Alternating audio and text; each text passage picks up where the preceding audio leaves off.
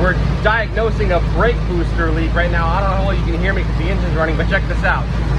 So I've got my brake booster hose plugged, and I'm going to show you guys the tachometer on my timing light, and it's going to be right around 790, 800. I'm going to let my thumb off of this and plug it back into the brake booster, and we're going to see that it goes up.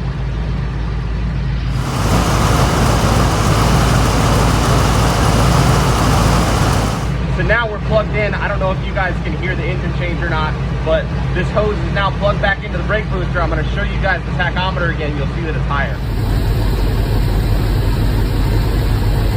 So if you guys pick up a new hot rod, it's got power brakes, you hear hissing inside the car and can't figure out what it is, that's probably what it is. It's either that or something going to your heater lines or something that requires vacuum, maybe even your windshield wipers. But good idea to get out and check these things out. There's a good chance if your brake booster's been sitting for decades, it's probably bad.